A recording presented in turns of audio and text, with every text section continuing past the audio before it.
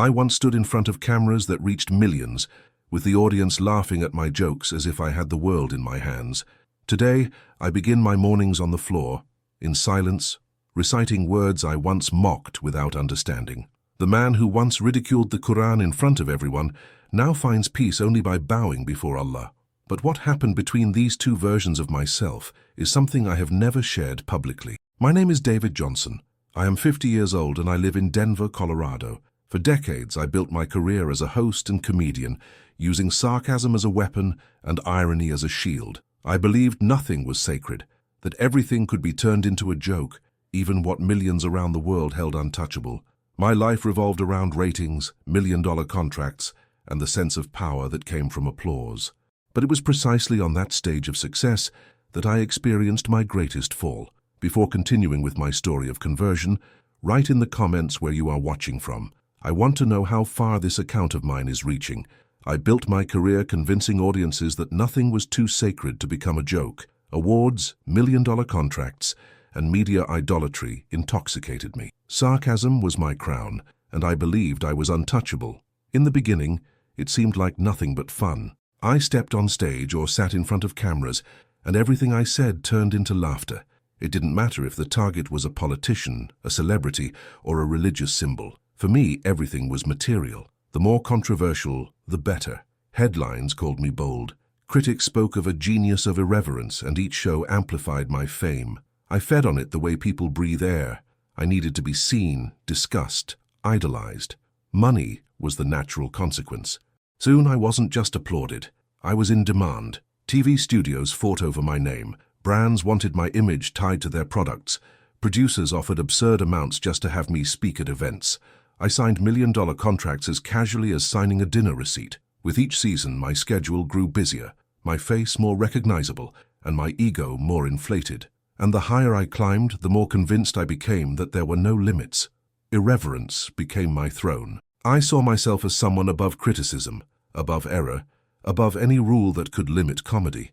I believed laughter always justified itself, that humor gave me a free pass to cross moral boundaries without ever paying a price. Behind the cameras, I was applauded as if I were a modern king. Executives rose from their seats in meetings when I walked in. Flatterers offered to carry my bags. Journalists competed for my interviews. Everything I said became a headline, and I loved it. That was fuel for my pride. I told myself, this is true power. While everyone else lives in silence, I can mock anything and still get paid for it. Sarcasm protected me. When someone dared criticize me, I responded with even more irony. I turned attacks into jokes, discomfort into spectacle. To the public eye, I seemed untouchable, but inside I had already begun to feel something different, though I didn't admit it, not even to myself. Between one taping and another, there were nights when laughter no longer filled the emptiness. But at that time, I preferred to smother that unease with parties, contracts, and applause. The peak came when my shows broke audience records. I didn't just perform comedy. I dictated trends, set the boundaries of what could or could not be said on American television. It was as if I had become an authority on irreverence, the ruler of a throne built on what others respected. The audience laughed. The media celebrated me, and I believed that pedestal would never crumble. Today, looking back, I see that every laugh I provoked was also a brick laid in the wall that separated me from life's true meaning. But back then, I saw nothing beyond the spotlight's glow. It was during an ordinary recording, in front of cameras and stage lights, that I decided to mock the Quran. The audience erupted in laughter, but inside me rose a strange silence. It wasn't regret yet, but an invisible weight that didn't lift when the applause ended. In that studio, it seemed like just another night of success. I held the book in front of the cameras as if it were just another prop. With every sarcastic phrase, the audience reacted with louder applause, and the producers backstage celebrated as if we had struck gold. From television's perspective, it was a triumph. But while everyone laughed, something inside me shut down. It was as if the joy in the room had lost access to my heart. The feeling didn't go away when the lights went out. Normally, I would leave the stage with the same euphoria the audience felt, but this time, a shadow followed my every step. I said nothing to the team. I smiled, thanked them, pretended to be satisfied. But when I reached the dressing room, I realized the echo of laughter didn't fill me. On the contrary, the noise only made me more uneasy. I spent that night wide awake. While everyone celebrated the impact the show would surely have, I stared at the ceiling, trying to understand where that unrest came from. I didn't believe in anything spiritual. I was an avowed skeptic. But why did I feel I had crossed a line I shouldn't have? It wasn't fear of cancellation, nor dread of criticism. After all, I had already stirred countless controversies. What bothered me was different, intimate, silent, impossible to turn into a joke. In the days that followed, the external consequences were exactly what I expected. Newspapers praising my boldness, social media buzzing with my courage, interview invitations multiplying. Outwardly, it seemed I had won once again. Yet inwardly, victory sounded like defeat. I smiled in front of cameras, but when the interviews ended, the emptiness grew. It was as if the weight of that night followed me everywhere. The first weeks were marked by a strange contradiction.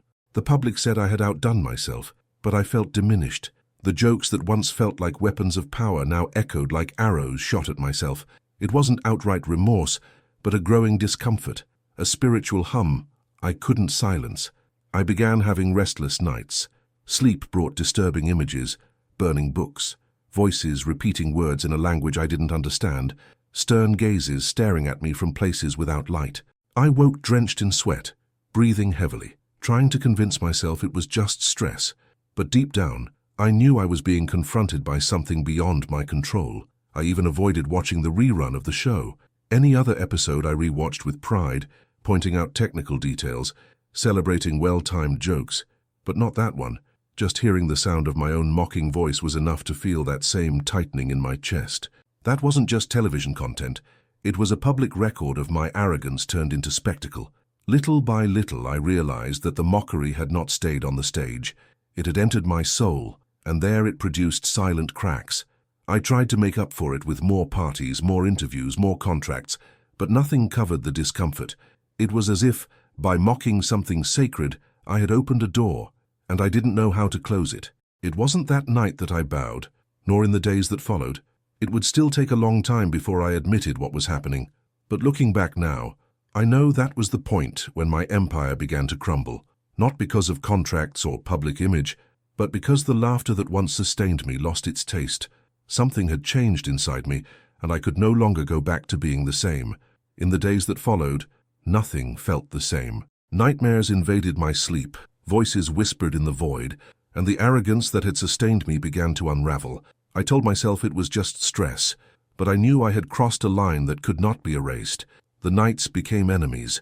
I went to bed exhausted, but the moment I closed my eyes, I was swallowed by images I couldn't control. I saw shadows walking around me, felt a weight on my chest that kept me from breathing, and woke up with the sense that someone had called my name in a stern tone. At first, I tried to rationalize. Fatigue, overwork, maybe some psychological disorder. But the frequency increased, and soon they weren't just dreams. It was as if reality itself had been invaded by an oppressive silence. During the day, everything looked normal to those watching from the outside. I still appeared in interviews, was still mentioned in entertainment magazines, still smiled for the cameras, but behind that facade, I trembled. Small signs unsettled me, lights flickering without reason, objects falling from shelves without being touched, the sensation of being watched even when I was alone. None of these details would have been enough to convince anyone, but together they painted a picture impossible to ignore. My once unshakable confidence began to collapse. Jokes that once flowed naturally now came out forced.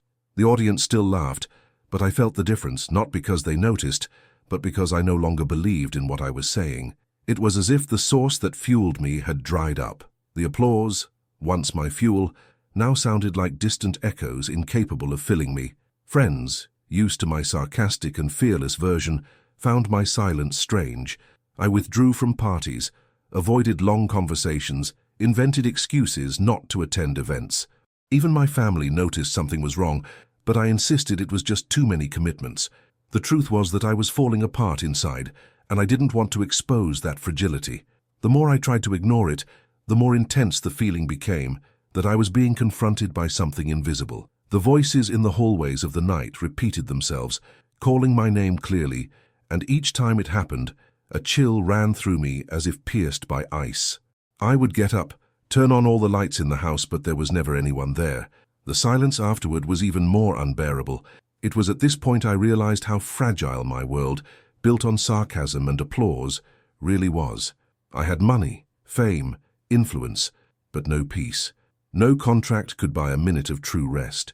No award could ease the weight on my heart. No number in my bank account could silence the sounds of those nights. The fall didn't happen in a single day. It was slow, dragged out, made of small fractures piling up. With every performance, every public appearance, I felt I was acting not only for others, but for myself. I tried to maintain an image of control, but the stage no longer protected me. The laughter of the crowd didn't set me free. On the contrary, it reinforced the prison I had built for myself. Deep down, I knew I had triggered something greater than I imagined. By turning into a joke what was sacred to millions, I hadn't just offended a faith. I had wounded my own soul, even if I didn't realize it. And now, the signs wouldn't let me escape that reality. There was no way to erase what had been done, and life was beginning to demand its price. The height of my exposure didn't happen at an award show or on a magazine cover. It happened the moment my body decided it couldn't endure the pretense anymore. It was an ordinary night for viewers, a live broadcast to millions, but for me it was the instant when the facade collapsed in front of everyone. I was on stage, microphone in hand, starting what should have been another routine of sharp jokes, when an indescribable weight overcame me. My legs gave way, my vision blurred, and before I understood what was happening, I fell. The silence that followed was deafening. The audience that always responded with laughter hesitated to react. Then came the screams, the rush, the production scrambling to contain the chaos as the cameras captured every second. The image of the comedian, who thought himself indestructible lying on the floor, spread across news channels, flooded social media, and became a spectacle of its own. In just a few hours, I was no longer the irreverent icon. I was the man who had collapsed live, without explanation. They took me to the hospital. Doctors rushed, ordering tests, attaching wires, monitoring heartbeats. I went through scans, ECGs, blood work, and all the results pointed to the same thing. I was healthy. That word, which should have reassured me, made me even more uneasy. How could someone healthy feel as though his body was falling apart? The answer I didn't want to face was that the failure wasn't only physical. There was something inside me that no longer accepted the mask I kept wearing. While professionals rotated with technical explanations and discarded diagnoses, I knew deep down that my collapse hadn't come from a weak heart or an overworked brain. It was the consequence of a soul at war. In the days that followed, the news multiplied. Headlines speculated: exhaustion, substance abuse, marketing stunt. Each version was debated on gossip shows and serious panels. Analysts tried to decipher what lay behind my fall. What no one imagined was that the reason went beyond what cameras could capture. It wasn't the end of a contract or an overload of commitments. It was the rupture of a life built on pride and contempt for what I didn't understand. While the world speculated, I lived through the hardest part: solitude. The applause of before was replaced by the suspicious silence of friends and colleagues. Many who had once invited me to parties and events disappeared. The phone, once full of invitations, rang less and less. The collapse hadn't just exposed a physical weakness. It had revealed that my untouchable image was unsustainable. I avoided mirrors and recordings of the episode. I didn't want to see myself collapsed, motionless, in front of millions. That scene had become a ghost.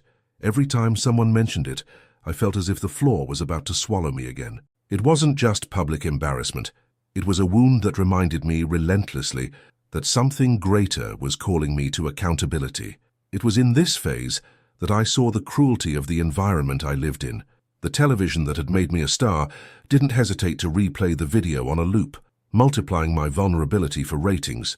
The same audience that once applauded me now laughed at me in edits and ironic comments on social media. I, who had always laughed at everything, had become the joke. The irony could not have been more bitter. The mouth that had mocked the sacred was now silenced by its own weakness. The body I believed to be unshakable had become proof that neither laughter, nor fame, nor money can sustain someone when the soul can no longer bear the weight. In that hospital, while everyone spoke of rest, hydration, and more tests, I realized that medicine could not explain what had happened. The fall was not an accident. It was a sign. And the more I tried to deny that conclusion, the clearer it became that there was no way to keep running. The collapse in front of the cameras was only the first crack. What came afterward was a meticulous dismantling of what I called life. Within weeks, million-dollar contracts were cancelled under the justification of morality clauses. The same brands that once fought to have their products associated with my face now avoided me as if I were toxic. Offices that had welcomed me with champagne now returned my calls with silence. Invitations to parties, events, and awards disappeared overnight. Colleagues, those who once treated me like a brother on stage, quietly stepped away, each one trying to preserve their own image far from my scandal. The circle I had mistaken for friendship dissolved like smoke. I discovered in practice that the world of entertainment knows no loyalty. It only knows convenience. So as long as I was useful, I was celebrated. When I no longer was, I became invisible. The headlines were cruel. From comedy genius, I became live failure. Columnists who once praised my boldness now described me as a case of arrogance punished. Shows that had once dedicated special editions to me fed on my downfall, replaying footage of my collapse, making jokes about it, and fueling the narrative that I was an example of decadence. I, who had laughed at everyone, was now the joke that sustained others' ratings. At first, I tried to defend myself. I gave interviews, published statements, tried to explain that I was just tired, that my body had failed, that it was nothing more than that. But the truth is, every justification sounded hollow even to me. The more I spoke, the more I realized the problem was neither physical nor professional. It was spiritual, and that was a battlefield I didn't know how to face. Silence, once an impossible luxury in my crowded schedule, became routine. I walked into my house for the first time without feeling the echo of the laughter that used to follow me. No applause, no shouts, no audience waiting. Just me, four walls, and the unsettling memory that without the crowd's eyes validating me, I no longer knew who I was. The emptiness had its own sound. It was a kind of silence that screamed, exposing the fragility behind the mask of the ever-confident comedian. Walking through the halls of my mansion became suffocating. The huge rooms, once symbols of achievement, now felt like cold caves amplifying the loneliness. What I had accumulated over years of career offered no comfort when my soul was in ruins. It was in that isolation that I realized how much I had built on fragile things. Contracts, prestige, convenient friends, all of it evaporated in a matter of days. The absence of applause exposed me to a reality I had never faced, that without the validation of the crowd, I was nothing more than a lost man inside his own house. It wasn't financial collapse that destroyed me first, it was emotional collapse. Watching my image become a punchline shattered my pride in an irreversible way. For the first time, I had no control over the narrative. I couldn't write the final joke, couldn't turn the game around with improvisation. I was only the target, with no stage to respond. The nights grew heavier. There wasn't enough laughter to numb the emptiness. I tried turning on the TV to fill the silence, but every program reminded me of what I had lost. I sought comfort in old habits, but not even luxury drinks or the usual distractions could drown the weight pressing in. It was as if that public collapse had ripped away my last defense, the illusion that I was in control of the story. The isolation hurt more than any criticism. It exposed what I had tried to hide my entire life. Without applause, I didn't exist. And discovering that not in front of a mirror, but before God, was the beginning of a path I would never have planned. The nights became long, heavier with each passing hour. I lay down, but there was no rest. My exhausted body begged for sleep, but my mind spun like a stage endlessly lit. It was on one of those nights when the silence of the house seemed to scream that something happened. I don't know if I was dreaming or awake, but suddenly I found myself before a scene I cannot forget. A book suspended, radiating golden light, hovered before me. The pages were not ordinary, they seemed alive, pulsing as if each letter breathed, and then a voice firm, deep, and compassionate pierced my being. You mocked my word, but there is still time to change. I awoke with my face wet with tears. The room was dark, silent, untouched, but inside me something had broken. It wasn't just a dream. It was a message, a warning, a call impossible to ignore. Until then, I had always found rational explanations for what I experienced. Stress, fatigue, career pressure, even hallucination. But this time there was no room to deny it. I had been confronted by something greater than myself, something no psychological explanation could contain. I spent the rest of the night walking around the house trying to understand. With every step, I remembered the moment I held the Quran in front of the cameras and mocked it. I remembered the audience laughing, the sound of applause, and now that memory collided with the vision of the Golden Book, and the voice that echoed mercy instead of condemnation. The irony was unbearable. On stage, the crowd laughed with me. In the silence of the room, I wept alone. In the days that followed, I resisted. I told myself it was nothing more than a vivid dream, born of the pressure I was under. I tried to return to routine, to pretend everything was normal, but it didn't work. The words of that vision returned suddenly, as if engraved in the depths of my mind. There is still time to change. They were only a few syllables, but they carried a weight that no acceptance speech, no million-dollar contract, and no applause had ever carried in my entire life. It was during this time that I began to notice things I had never paid attention to before. The call to prayer from a nearby mosque seemed to pass through the walls of my house. The sound wasn't just background noise. It felt as if it had been placed there for me. A simple encounter with a stranger on the street took on meaning. Even the gaze of a child seemed to carry a reminder that there was something beyond what I had lived until then. The most surprising part was the mix of fear and peace settling inside me. Fear of continuing to mock without realizing it. Fear of rejecting what was clearly a sign. But at the same time, peace in knowing that despite the mistake, there was a way out. It was as if someone had opened a window in a suffocating room, letting fresh air in. I tried to resist for a few more days, clinging to what was left of my old life. I went out for dinners, tried to meet colleagues, sought distractions. But everything felt artificial. The laughter that once came easily now felt forced. Business conversations which used to fuel me became monotonous, as if they belonged to a world that no longer felt like mine. Inside me, the memory of the vision and the voice lingered, stronger and clearer each day. It was in this process that I began to make space for questions I had always ignored. Why was a simple book, the same one I had mocked, now calling to me? Why had that voice not brought condemnation but mercy? Why me, of all people, the one who had used the stage to mock the faith of millions, was being reached with such patience?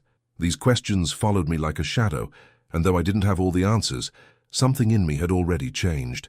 I could no longer keep living the same way. The unexpected call wasn't an ending, but a beginning. A doorway opened between who I had been and who I could become. Each time I remembered the vision, I felt the weight of my mistake, but along with it came the hope of repair. For the first time, I realized that perhaps my greatest act of courage wasn't stepping onto a stage and testing limits, but stepping down from the pedestal of arrogance and admitting I needed to surrender. That vision didn't leave my mind for days. I no longer slept well, and every sound of the call to prayer drifting in from the street seemed to press itself into me. In that state, one late afternoon, I decided, almost without strength, to walk to a mosque just a few blocks away. My heart pounded, my hands sweated, and each step felt heavy. I feared being recognized, feared accusing looks, feared the shame of entering the very place I had once mocked publicly. But stronger than the fear was the sense that I could not keep running. I entered slowly, not knowing where to step, and stood near the door, trying to remain unnoticed. The place was simple, quiet, but carried an atmosphere I cannot describe. It wasn't like a television studio, full of lights and cameras. There was no audience, no applause, only men and women in prayer, bowed to the ground with a serenity that disarmed me. I, so used to controlling every movement of a crowd with a joke, realized that here there was no room for manipulation. There was only surrender. As I watched, an ordinary-looking man approached. He carried no microphone, wasn't an authority nor a famous leader, just someone with steady eyes and a calmness that was striking. He looked at me as if he already knew why I was there, and without asking a thing, he said in a low voice, "God still has plans for you. Don't mock anymore. Seek the truth." I froze. Those words cut through my defenses like no criticism or headline ever had. It was as if that man had read my soul, as if he had seen that night when I held the Quran before the cameras and turned it into an object of mockery. But instead of condemnation, what I felt was mercy. He didn't say I was lost, didn't judge me. He only reminded me of something essential. There was still time. I didn't reply. My throat was dry, and any attempt to speak would have turned into sobs. I just nodded, trying to control the emotions overwhelming me. I stayed there for a few minutes, listening to the soft sound of voices reciting words I didn't yet understand, but which resonated like music inside me. Then I left in silence, stepping carefully, as if carrying an invisible treasure. On the street, the world looked the same, but I wasn't.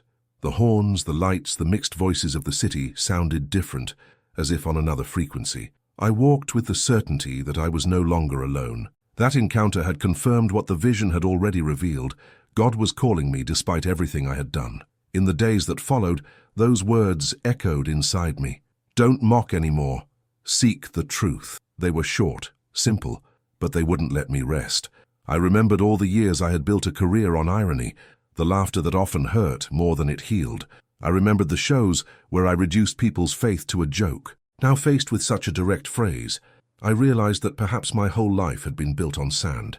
I began searching for answers in silence. I read articles in secret, watched videos of Muslim scholars at times when no one could see me.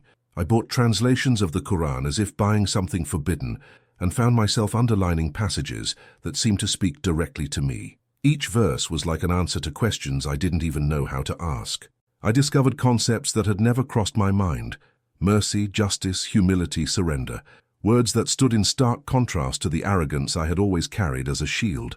At the same time, I felt shame. Part of me asked how I, who had publicly mocked it, could now draw near. But another part, stronger, told me that this was the very miracle, that even after the mistake, there was still room for repentance. It was as if the door had always been open, and I had simply lacked the courage to walk through it.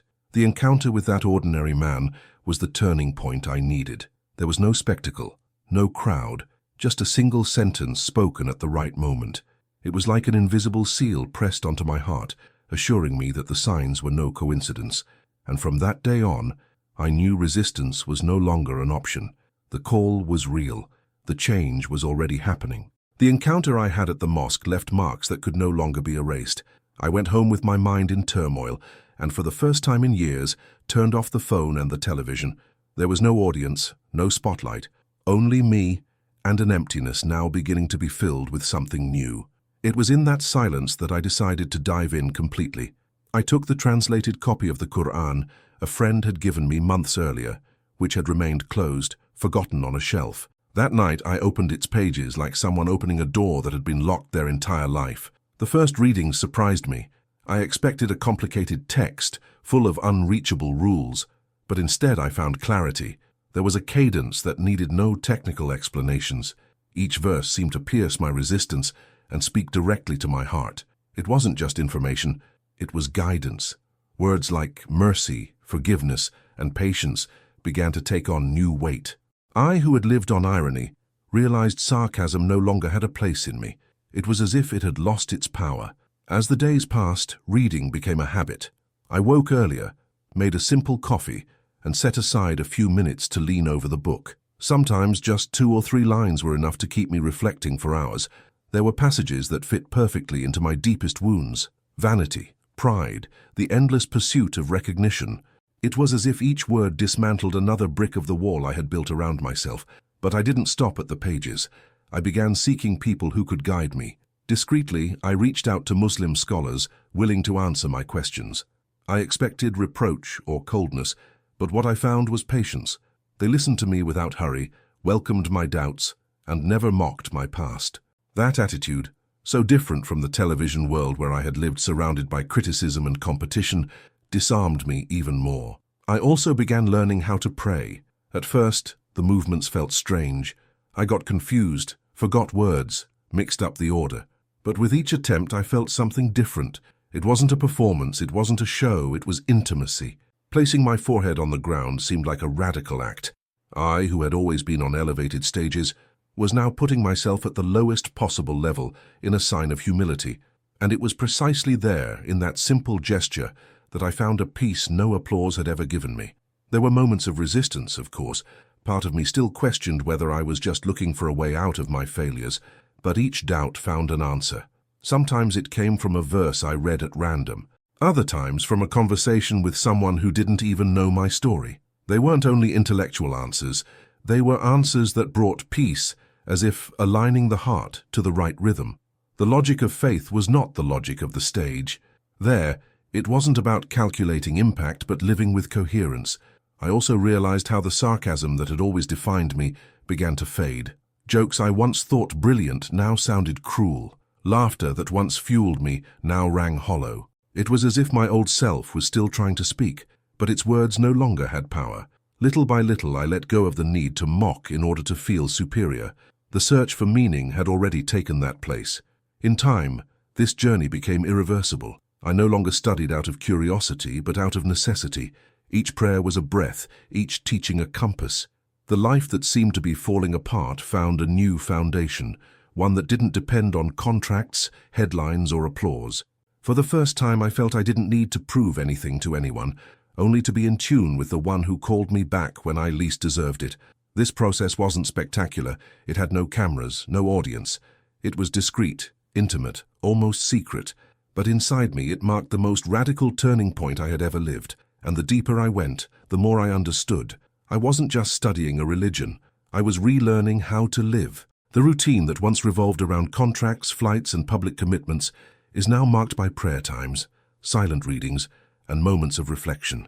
Each dawn reminds me that I still have time to correct my course, and, with every supplication, I find strength to deal with the scars of my past. The man who once took pride in sarcasm now gives thanks even for the simple breath of being alive. I understood that gratitude is not just a feeling, it is a daily practice.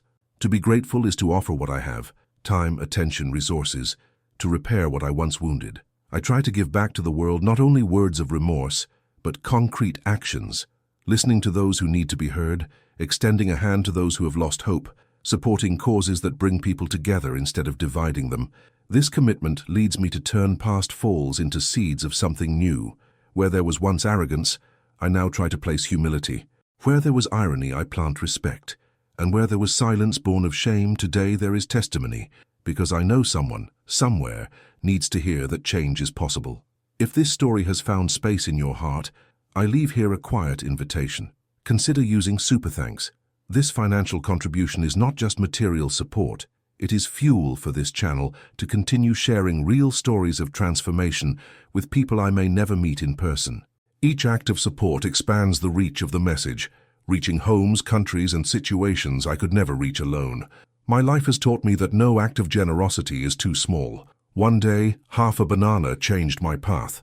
Today, it might be your simple gesture that brings hope to another lost soul. Reaching this point has not only been about revisiting memories, but recognizing that each step, even the most painful, was part of a path that brought me to the truth.